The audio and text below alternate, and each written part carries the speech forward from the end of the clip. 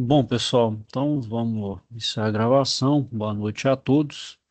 Então vamos para a nossa primeira web aula da UC de instalação, operação e manutenção de sistemas de climatização. Então o foco dessa UC, pessoal, é a parte de residencial, certo? A parte de comercial e industrial, a gente vai ver no próximo módulo, que é a mesma UC, só vai diferenciar, né? A parte comercial depois para industrial. Deixa eu compartilhar aqui, pessoal. A primeira coisa que eu quero falar com vocês é com relação a esse conteúdo do curso aqui, ó. Não sei se alguns de vocês já acessaram. É, esse conteúdo do curso aqui tá errado. Amanhã eu vou fazer a correção e já vai tá sanado esse problema. Se você clicar aqui, provavelmente você deve ter visto aqui, ó, industrial. Essa aqui é do próximo módulo. Então, por gentileza, desconsidere isso aqui. Desconsidere isso aqui. Isso aqui eu vou até excluir. E o livro didático também eu acho que estava errado. Eu coloquei agora o correto, ó, que é o link certo é desse, ó, instalação, operação e manutenção de sistemas de climatização. Ok, pessoal? Então nós vamos ficar basicamente aí nos nossos teminhas aí mais simples, né? O que a gente vai ver mais no dia a dia, que é o residencial, né? O sistema de climatização aí de residências e aí dos pequenos comércios, né? Os comércios de pequeno porte. Então, pessoal, o que é de certo é esse aqui que eu vou mostrar para vocês hoje. Vou trabalhar um pouquinho em cima e vou mostrar as atividades. Só antes de iniciar, deixa eu mostrar também. Aqui também, pessoal, tem um quadro de aviso, ó, justamente com o cronograma, né? Onde tem as aulas presenciais. Então, provavelmente já tiveram um no dia 23, outro no dia 30, depois no dia 7, depois no dia 8 de fevereiro, né? Então, a escola entra de férias, só retorna em fevereiro. Mas a plataforma, pessoal, continua aberta, viu? Não, vamos dizer, a plataforma não fecha, ela é 24/7. Então, nesse período todo aí, ela vai estar aberta e disponível aí. Então, por exemplo, se vocês estiverem principalmente devendo atividades das UCs anteriores, aproveitem um prazo aí, porque geralmente aí é um momento bom para todo mundo aí estar colocando as atividades em dia.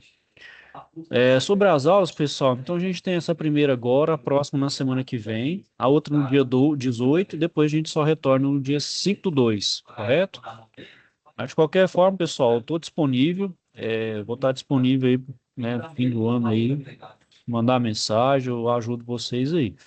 Bom, e a gente tem, pessoal, falar da situação de aprendizagem aí, nós temos então três atividades. Então a gente tem essa SAP primeira etapa, a SAP segunda etapa e um exercício de carga térmica. É, ou seja, né, né, é, esse foco, né, é um pouco da carga térmica. Depois eu vou mostrar como fazer cada um aí e também a conhecimento necessário para poder fazer essas atividades. E aí, pessoal, então vamos falar aqui da SAP, primeira etapa aí, para falar o que tem que fazer, certo? Deixa eu só fechar esse outro aqui, só um minutinho. Então ele chama inspecionar para não perder, né? Então vamos lá, uma média indústria de conservas de ovos de codorna fez a instalação, deixa eu só ver, pessoal, se é a situação de aprendizagem correta aqui, só para ver se não. Depois, deixa eu só ver se é isso mesmo. Não, outra coisa também, pessoal, ignore aquelas atividades ali. Então, por enquanto, pode ignorar todas aquelas atividades, eu vou colocar as novas ali, porque vi que tá tudo errado ali. Ok? Já de antemão aqui, peço desculpa a todos aí pela, pela falha aí. Vou corrigir esses erros aí. Amanhã já tá tudo normalizado. Ok, pessoal? Então, nesse primeiro momento, pode desconsiderar essas atividades ali, né? Porque aquilo ali acho que é da industrial. Aquelas atividades de instalação, operação e manutenção de refrigeração industrial, ok? Então, a primeira situação de aprendizagem que tem chama baixa pressão, certo? Deixa eu só ver se tem mais algum outro aqui. Então, ela chama baixa pressão, vamos ler o que se pede, né? Então, vamos lá, que estranho, né? Parece que não está funcionando, né? Então, o senhor Joaquim das Neves, né, fez contato, né, com sua empresa para verificar por que seu sistema de climatização residencial, modelo split high-wall, né, que é aquele mais comumzinho, né, com evaporador em cima na parede, normalmente alguma parede, e o condensador no lado externo, né, com fluido refrigerante é 22. Provavelmente, né, já deve ter ouvido falar aí que esse refrigerante R22 está em desuso, né, pela questão aí do cloro, né, que afeta, né, a camada de ozônio. Então, muitos desses aparelhos que já são mais antigos, se recomenda ou fazer o retrofit, né, que é readequar para um gás que tem a mesma eficiência do R22 e que não tem essa nocividade para a camada de ozônio, né, ou comprar um novo, né? Então não está refrigerando de forma eficiente sua sala de estar, né? Então você, como dono da empresa, preocupado com o bom atendimento do cliente, irá verificar, né, qual o real inconveniente do ar-condicionado instalado por um de seus funcionários. Em função de sua experiência com outras reclamações desse tipo, você supõe que a causa do inconveniente seja a falta de fluido refrigerante, devido a um microvazamento por deficiência no aperto das porcas de conexão. Muito comum, né? O pessoal vai instalar ali, vai fazer as verificações do manifold, né? Não aperta as porcas corretamente, ou fora do torque, ou não apertou do jeito certo, né? Causa vazamento, ou o próprio furo mesmo, a tubulação tem algum problema. Geralmente a pressão baixa, né? Por não ter fluido suficiente. E o meu sistema, então, não refrigera o suficiente, né? Então, gera falta, né? Então, o ambiente fica quente, não tem a climatização, né? Bom, então, pessoal, qual que é aí? A primeira etapa é, então, vocês vão elaborar um relatório, né? Um relatóriozinho aí, coisa de 2 páginas no máximo, relacionando, então, quais ferramentas, equipamentos, instrumentos e materiais de insumo serão conduzidos, né? Qual a função de cada item inserido na relação, além dos EPIs a serem utilizados, certo? Bom, então aqui, pessoal, não precisa nem ser 2 páginas, acho que uma página aqui já é o suficiente. Então, quais são as ferramentas que vai precisar, por exemplo, então, por exemplo, um manifold, né?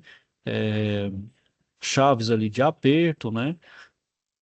Se for simplesmente ali para fazer um aperto, por exemplo, se tiver um furo na tubulação, então o que que você vai utilizar, né?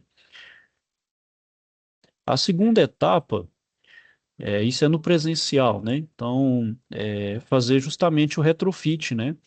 Nós vamos tirar esse fluido ali, o R22, né? O fluido refrigerante.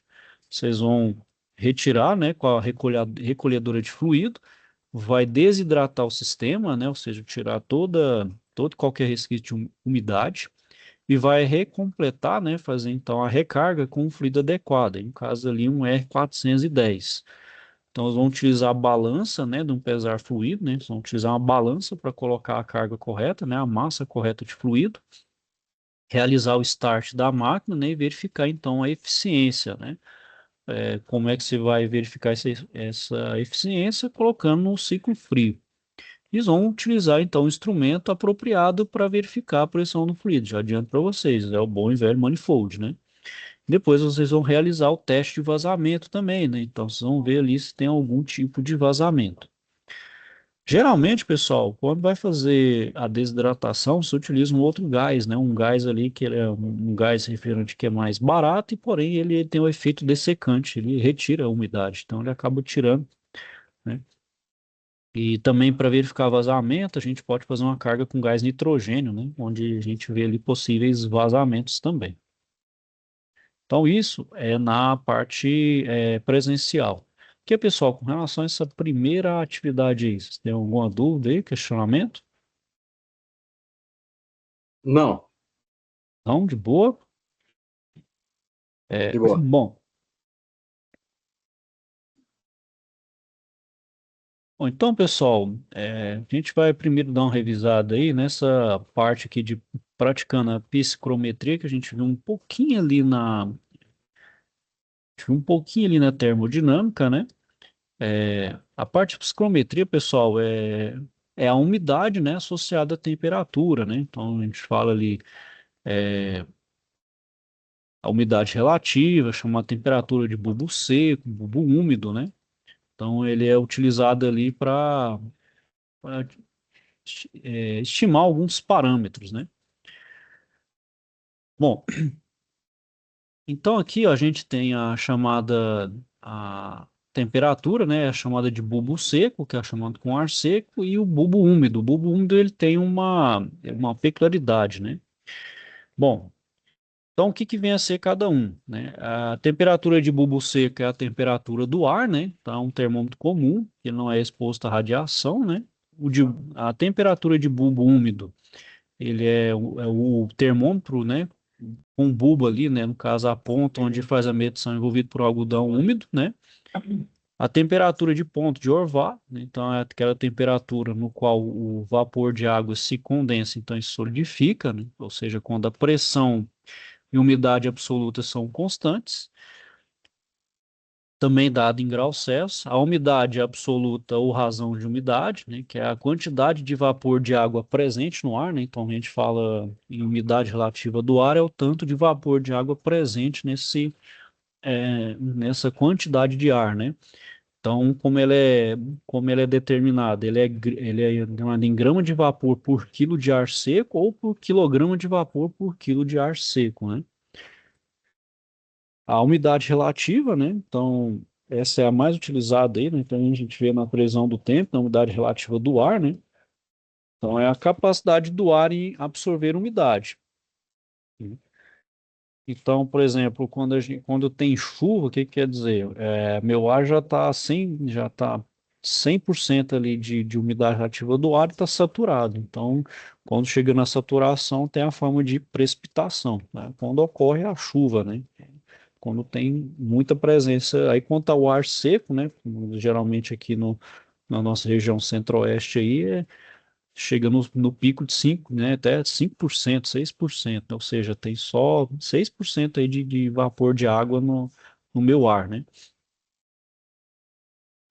A gente tem a chamada entalpia do ar úmido, né, que então é a quantidade de energia por unidade de massa de ar seco, né, que o ar apresenta, e ela é calculada, né, por meio das somas das entalpias do ar seco e do vapor, né? Então ela é expressa em quilojoule por quilograma de ar seco, né?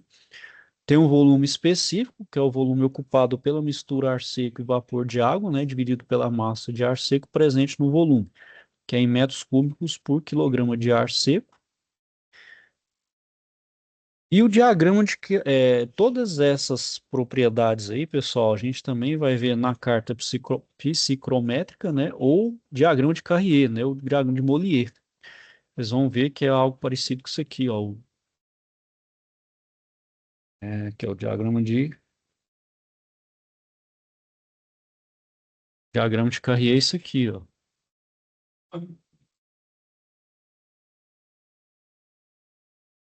Bom, o que que tem justamente no diagrama de Carrier?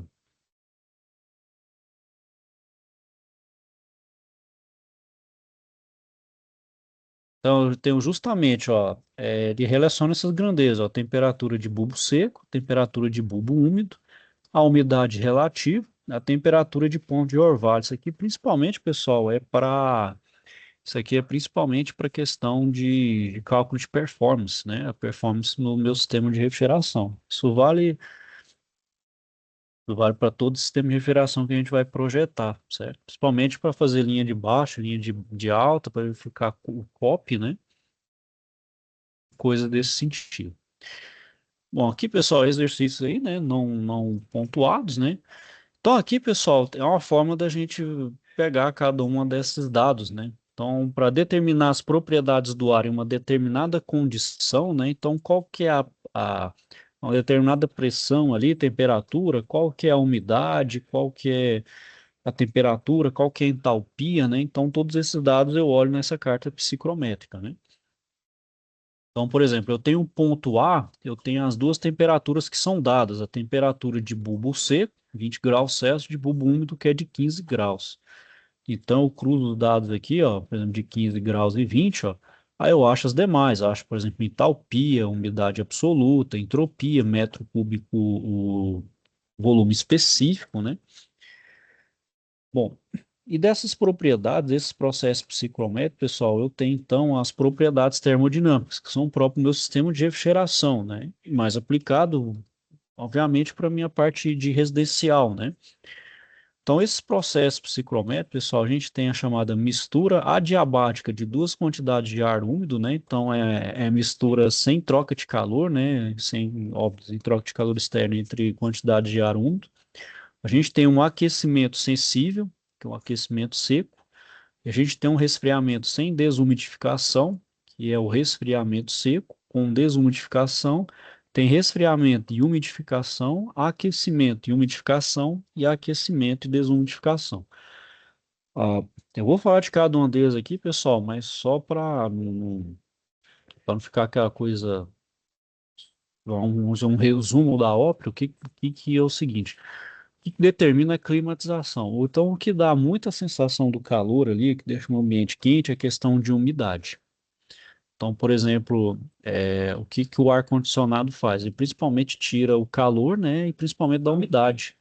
Então, geralmente, o que acontece quando a gente climatiza um ambiente com ar-condicionado? O ar fica seco, o ar fica extremamente seco, sem umidade, né? Então, um lugar onde a gente fala muito tem ar-condicionado e garganta seca, né? Os lábios ressecam também, o olho. Você vai perceber que a umidade dentro do ambiente refrigerado, ele é mais seco. Mas por que isso? É porque para refrigerar o ar eu preciso retirar principalmente umidade, né? Então essa umidade é que, vamos dizer assim, que dá aquela sensação térmica de mais calor. Então geralmente, por exemplo, qual que é aquela, que é vamos dizer, que é preferível? Esse calor com maior umidade relativa do ar ou com menos? Geralmente o pessoal, por exemplo, que mora mais no norte ali, né, que tem aquele calor úmido, dá uma sensação mesmo de ser mais quente ainda, né? Então vamos supor aqui, 36 graus na nossa região aqui centro-oeste, os mesmos 36 graus, por exemplo, lá no Pará. Lá é muito mais úmido, uma impressão lá que é muito mais calor, mesmo que a pessoa tá, eles falam que até uma sensação de panela de pressão. Aqui não, que por mais que esteja quente, ainda não é tão intolerante como lá, né, lá no norte, né, onde tem a parte de umidificação. Então, essa parte da umidade é importante. Essa, então, é uma das desvantagens, por exemplo, do ar-condicionado. Ele vai deixar um ambiente climatizado, porém, ele vai fazer, né, retirando a umidade, porque a umidade é que deixa um pouco essa questão da temperatura, né, um pouco maior. Então, partindo aí, né, pessoal, sobre cada um desses processos psicrométricos, né,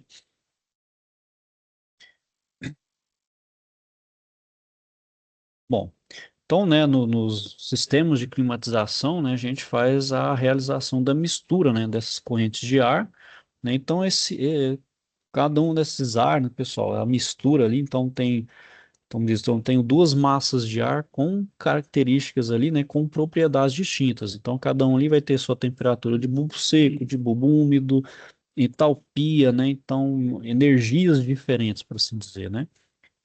Então, essa mistura ali, né, essa mistura de corrente de ar aí vai obter como resultado uma corrente de ar, que é para garantir justamente as características do conforto térmico, né, que é estipulado aí, né, do consenso, que vai variar entre 23 e 25 graus Celsius, né.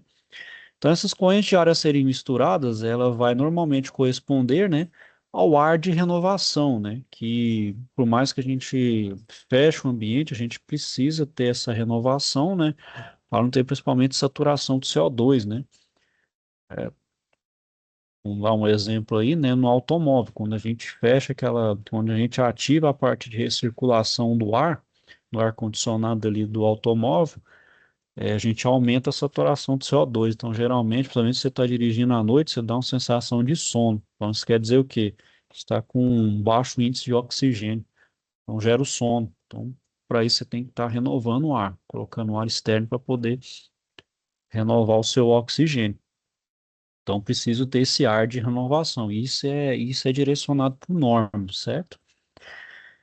Então, então para isso, o que que vai, por isso que tem essa mistura de corrente de ar. Então, eu vou ter uma corrente de ar externo com temperaturas distintas e do ar interno também, que vai ter outras propriedades aí diferentes, né? Então, vai misturar esse ar externo com o ar de recirculação, né, que é coletado do interior desse ambiente climatizado. Então, a mistura dessas duas correntes, pessoal, com suas proporções tem que atender aos requisitos técnicos de conforto. Então, é, como é que você vai fazer isso? É regido pelas normas 16401 e a 7256. Essas duas normas se aplicam para ambientes com cargas superiores a 10 quilowatts, né? E em caso de ambientes hospitalares ou de assistência à saúde, né? E nesses dois aí, cara, de saúde, é mais crítico ainda, né? Que a renovação tem que ser maior, porque são ambientes aí sujeitos à infecção, né? Infecção, espalha patógenos, né? Então, enfim, isso tem que ser bem feito, né? Não pode ficar recirculando justamente para não. Então, é um ar que tem que ser mais ainda renovado do que, por exemplo, um ambiente residencial aí comum, né? Bom, então uma característica importante desse processo, pessoal, sob o ponto de vista aí de determinar o estado do ar da mistura, é que o estado final do ar misturado, né, ele vai estar obrigatoriamente sobre uma linha reta que une as duas correntes de ar, né? Então, um detalhe importante é que o ponto do estado final, né, dessa mistura vai localizar mais próximo do ponto que apresentar maior vazão de ar, né?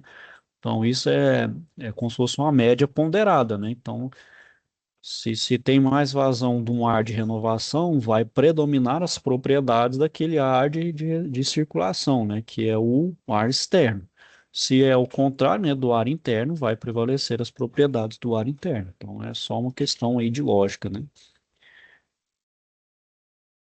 Bom, então, pessoal, vamos para um exemplo aí, ó. Considerar então que você necessita determinar as propriedades termodinâmicas de uma mistura de duas correntes de ar de igual vazão massa, né?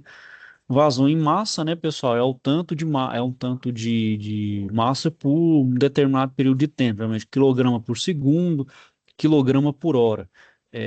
Aqui na área da refrigeração, pessoal, vai ser muito quilograma por hora, né? Principalmente quando a gente vê aí na parte comercial, né? Então, quanto a gente viu também na mecânica dos fluidos, né? Só que lá a gente viu em volume, né? Que é metro cúbico por hora. Mas é só uma questão de conversão. A gente pode passar da parte de volume para vazão mássica, né?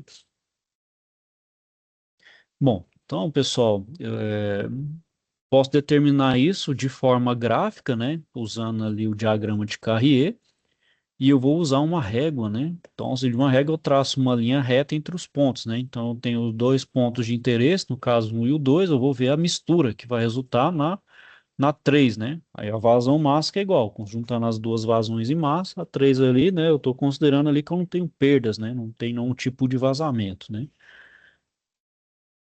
Bom, então eu vou fazer ali traçar uma linha, né?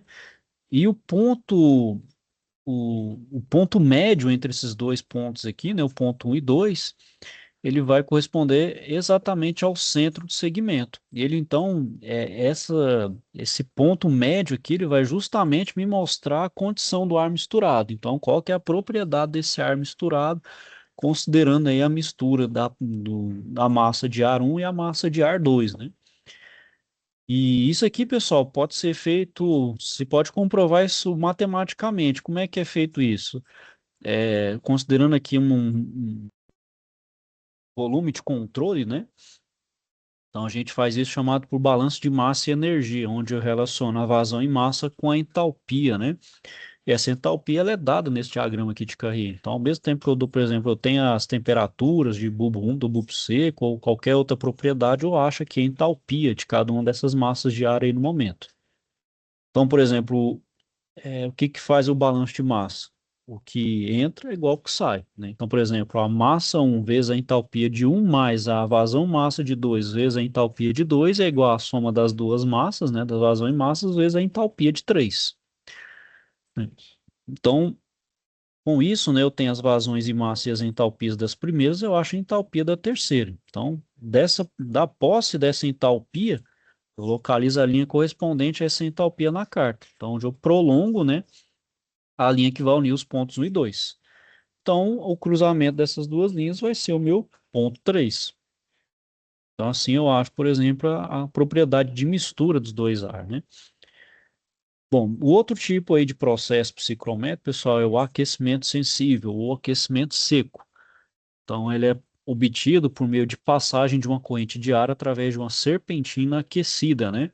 Que é o que acontece, por exemplo, lá no nosso evaporador, né? Então, uma corrente de ar que vai passar ali na serpentina, onde vai fazer a troca de calor, né? Então, essa corrente de ar, né, ela vai ganhar calor, ou seja, ela vai, no entanto, ela ganha calor sem variar a sua umidade, né? Sem aumento ou redução da quantidade de umidade. Então, nesse processo ocorre a redução da umidade relativa do ar e aumento da temperatura de bulbo seco, né? Então, devido a essa característica, né, o aquecimento sensível pode ser representado por uma linha reta horizontal lá naquele diagrama. Então, por exemplo, uma aplicação prática, ele é tipicamente utilizado em sistema de climatização e expansão direta, no ciclo de aquecimento, ou seja, quando ele opera no sentido contrário de refrigeração, né? Então é quando inverte, né? Quando a gente fala que está no sistema de aquecimento, chama de bomba de calor, né?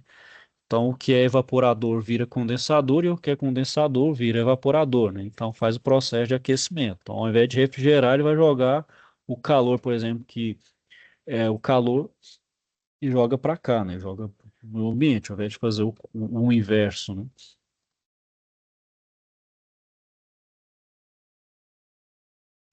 Bom, aí a gente também tem outro processo, que é o resfriamento sem desumidificação, né? Que também chama de resfriamento sensível ou resfriamento seco. Então, ele vai reduzir a temperatura de bulbo seco do ar, né? Então, ele vai reduzir a temperatura e vai aumentar a umidade relativa, sem alterar a umidade absoluta, né? Então, ele altera só a relativa.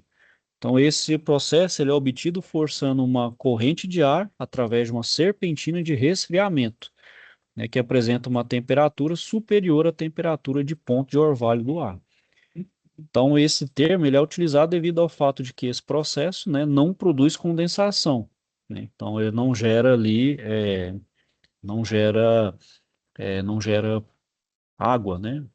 Por manter a umidade absoluta constante sem variar o calor latente. Então, da mesma forma que um processo de aquecimento seco, sua representação na carta psicrométrica é dada por uma linha horizontal, sendo que em ambos os casos há transferência apenas de calor sensível. Então, aqui, pessoal, é mostrando, né, mais ou menos como é a troca de calor, né, como se faz ali, né. Então, é a corrente de ar, né, por exemplo, que passa para o meu evaporador, né. Então, por exemplo, o meu ar quente, né, só para dar então aqui o resumo, né.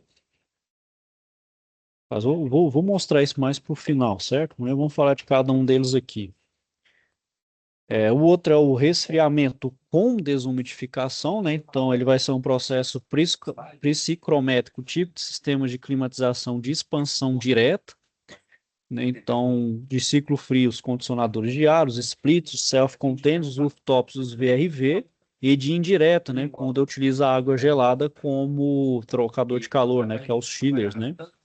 Então, a corrente de ar passa por uma serpentina de resfriamento, né? Então, os evaporadores, unidades nos equipamentos, né, de expansão direta, ou fan coils e fan coletes, para os equipamentos que trabalham com água gelada. Então, perde calor e umidade.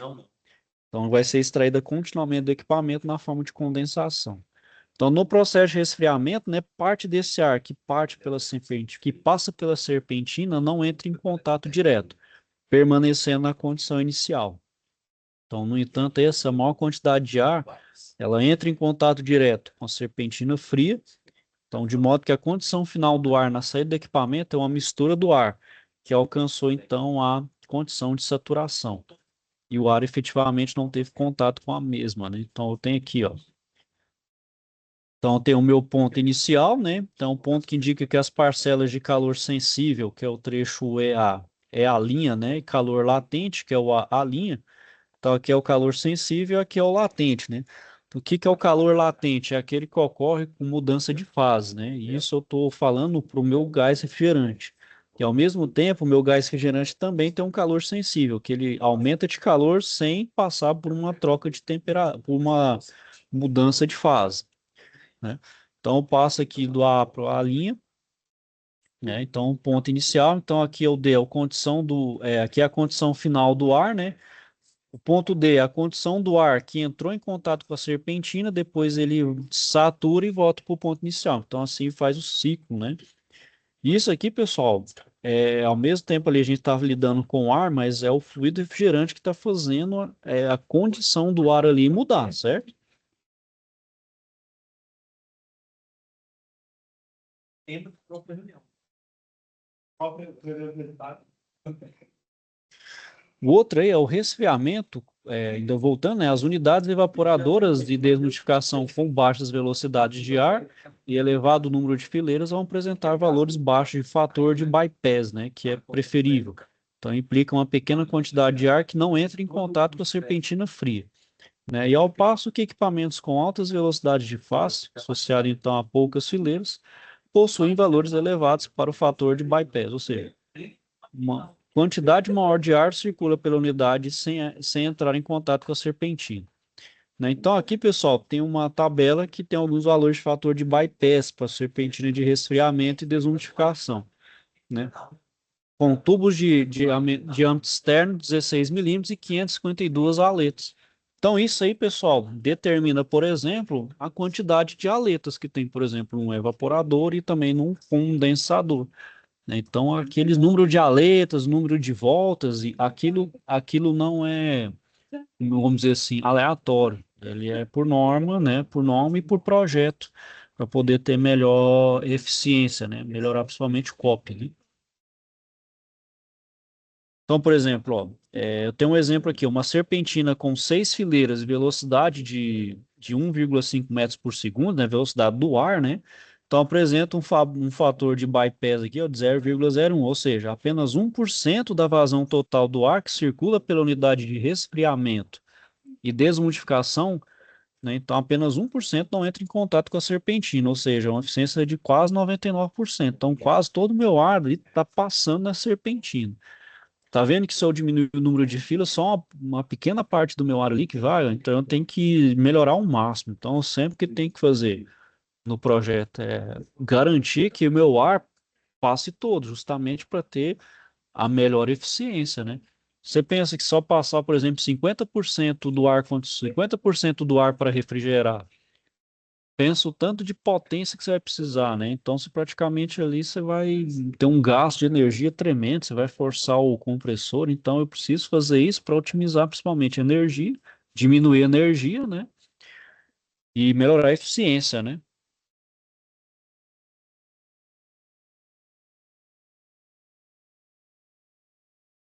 Bom, outro conceito também, pessoal, eu digo de resfriamento e desumidificação, é o chamado fator de calor sensível, que expressa então a relação entre calor sensível e o calor total liberado em um ambiente climatizado. Então, por exemplo, ambientes com grande concentração de pessoas, então vamos supor aí, auditórios, cinemas, teatros, né, danceterias, aí, boates, etc., vai ter uma grande liberação de calor, né? A gente sabe ali que o ser humano por si só, ele parado, ele já irradia calor, né? Ele já tem uma certa transferência de calor. Então, pense no lugar que tem muito, além de muitas pessoas, ainda pessoas que estão, vamos dizer, se movimentando, né? Ou estão dançando, ou estão fazendo algum exercício físico. Então ela vai irradiar mais calor, né? Então elas apresentam grande liberação de uma determinada carga térmica, isso principalmente no verão, né? Então, em forma de umidade devido à transpiração, né? Então a transpiração, ela tem umidade, né? E também tem uma parcela do calor do ambiente na forma latente, de forma que o fator de calor sensível, ele é baixo, né? Em comparação a ambientes com baixa ocupação de pessoas. Então, a presença desse calor latente, ela pode ser evidenciada por meio de tabelas de calor liberado por pessoas em função das atividades físicas. Esses fatores aqui, pessoal, depois eu vou mostrar para vocês no exercício de carga térmica que já é estipulado, não diz, já é estabelecido aí por aproximações, por estudos aí, por aproximações, e isso já dão esses fatores. Só para mostrar para vocês que existe isso mesmo.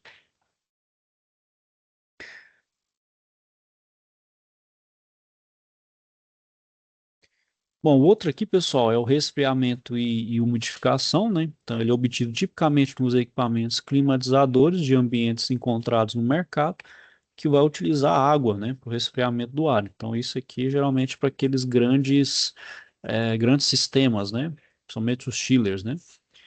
Então, eles não possuem seu mecanismo de funcionamento um ciclo de compressão de vapor, né? Então, chama de indireto, né?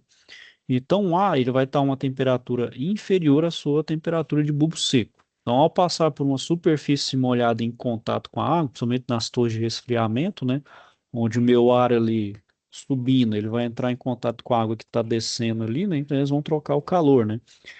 Então, por estar no contato com a água, ele vai elevar a sua umidade absoluta da corrente de ar. Então, isso de forma isoentálpica, ou seja, a mesma entalpia tendendo então à saturação. Então, eu vou aumentar em muito a umidade desse ar, né? Então, devido a esse aspecto, eu vejo essa temperatura de bulbo seco que vai diminuir. Então, esse resfriamento ele vai ocorrer com maior intensidade em locais com baixas umidades relativas do ar, né? Então, por exemplo, esse sistema de resfriamento aí por torre de resfriamento, ele é muito mais eficiente aqui na nossa região aqui que o ar é quente e seco, né? Por exemplo, se você for, por exemplo, no norte, como eu falei, no Pará, ali no Tocantins, né? Amazonas, Roraima, Acre, ali, Rondônia, vai ter os chillers, mas esses chillers vão ser muito menos eficientes, justamente por causa que o ar ali já é muito saturado com umidade. Então, você não consegue, por exemplo, umidificar esse ar ali, né? Fazer essa umidificação do ar de forma eficiente. Então, provavelmente a torre é maior, ela tem que ser mais robusta, o volume de água tem que ser maior também. Então, vamos dizer, em termos de consumo de energia, vai ser um pouco maior, né? Bom, e o processo de aquecimento e umidificação é típico para essas torres de resfriamentos e condensadores evaporativos, né? Assim como tem um aquecimento e umidificação, também vou aquecer, né? Vou aquecer o meu ar e tirar a umidade. Então, é obtido por meio da passagem de uma corrente de ar através de um desumidificador químico, né? Então, é uma substância higroscópica, né? Ela vai absorver o vapor de água, vai de maneira isentálpica, né? Com a mesma entalpia, reduzindo a umidade absoluta e também elevando, então, a temperatura de bulbo seco, né? Então, aqui, pessoal, vou só para mostrar, porque, por exemplo, nós temos de climatização, nem todos, vocês podem ver que nem todos esses processos aí, nessas propriedades termodinâmicas entram. Isso aqui vai valer, então, só para aqueles sistemas não chamados indiretos, né? Que é justamente os chillers, né? Que utiliza a água ali como um trocador de calor. Bom, no nosso sistema básico aqui, residencial, o que que ocorre? Então, vamos supor que inicia aqui com evaporador, né? Então, eu tenho o meu ar um ar mais frio. Então, o ar que sai do evaporador ele está mais frio, né? Então ele vai ficar mais denso, ele desce. O ar mais quente ele sobe, né? Então por trás ali do evaporador ele vai captar esse ar, ele vai refrigerar e vai descer. E com isso então ele vai fazer esse ciclo, né? Vai refrigerar o meu ar, né? Então, como eu falei, né?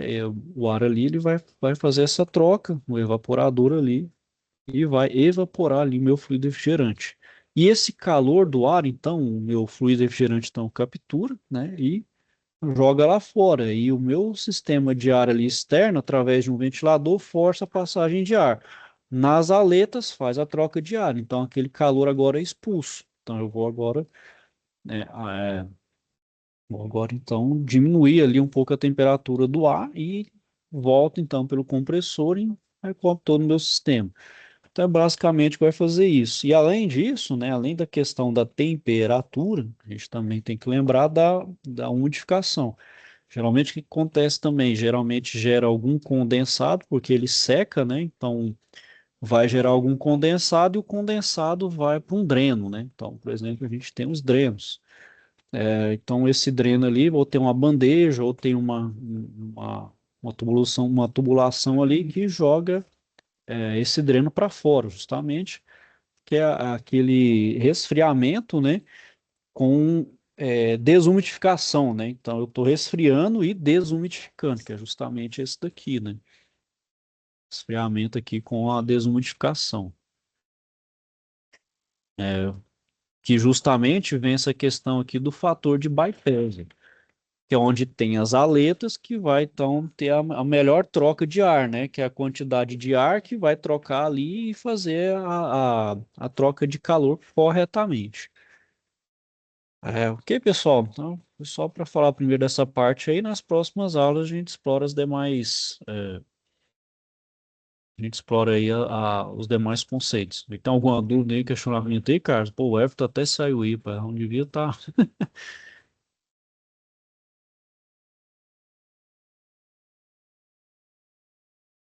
Tudo certo aí, Carlos? Tudo ok? Uma dúvida, questionamento?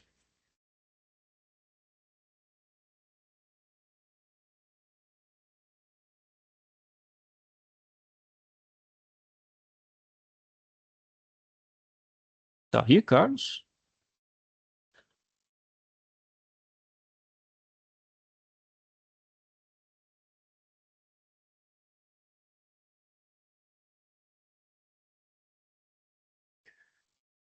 E aí, pessoal? Bom, então, não havendo dúvidas aí, eu vou finalizando aqui por hoje. Ok? Caso então tenha alguma dúvida, questionamento, não deixe de procurar. Bom, pessoal, então é isso aí. Eu vou desejar então, a vocês aí uma boa noite, ok? Que estão todos com Deus e até a próxima.